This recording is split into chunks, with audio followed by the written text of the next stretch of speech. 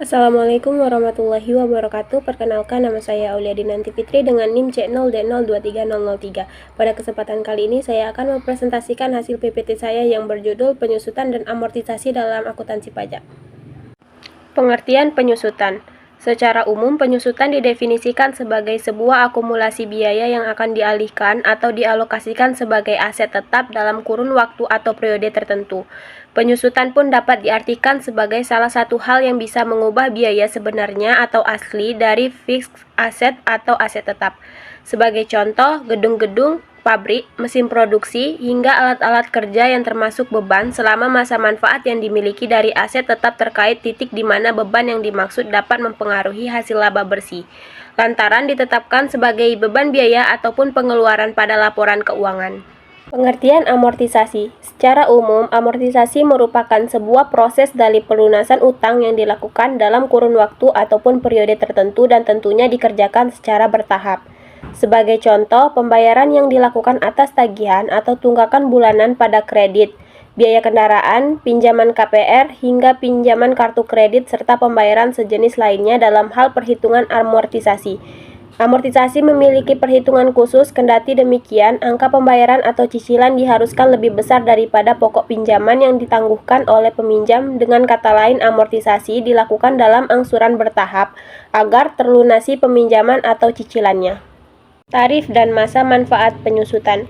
Berikut terkait tabel tarif dan masa manfaat fiskal. Kelompok bukan bangunan, kelompok 1 dengan masa manfaat 4 tahun dengan tarif metode garis lurus sebesar 25% dan tarif metode saldo menurun sebesar 50%. Kelompok 2 dengan masa manfaat 8 tahun dan tarif metode garis lurus 12,5% dan tarif metode saldo menurun sebesar 25%. Kelompok 3 dengan masa manfaat 16 tahun, tarif metode garis lurusnya sebesar 6,25% dan tarif metode saldo menurunnya 12,5%. Kelompok 4 dengan masa manfaat 20 tahun dengan tarif metode garis lurus 5% dan tarif metode saldo menurun sebesar 10%.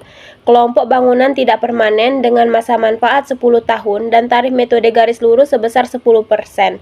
Terakhir, bangunan permanen dengan masa manfaat 20 tahun dan tarif metode garis lurusnya sebesar 5%. Tarif dan masa manfaat amortisasi. Berikut terkait tabel tarif dan masa manfaat amortisasi. Kelompok 1 dengan masa manfaat 4 tahun, tarif amortisasi garis lurusnya sebesar 25% dan tarif amortisasi saldo menurunnya sebesar 50%.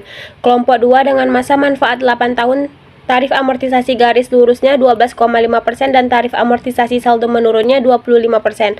Kelompok 3 masa manfaat 16 tahun, tarif amortisasi garis lurus 6,25% dan tarif amortisasi saldo menurunnya 12,5%. Kelompok 4 masa manfaat 20 tahun, tarif amortisasi garis lurusnya sebesar 5% dan tarif amortisasi saldo menurunnya sebesar 10%. Metode penyusutan dan amortisasi. Metode penyusutan dan amortisasi yang diperbolehkan berdasarkan Undang-Undang PPh Pasal 11 adalah sebagai berikut. 1. Metode garis lurus atau straight line method. Metode penyusutan fiskal garis lurus diatur dalam Pasal 11 Ayat 1. Titik penyusutan dilakukan dalam bagian-bagian yang sama besar selama masa manfaat yang ditetapkan bagi harta tersebut.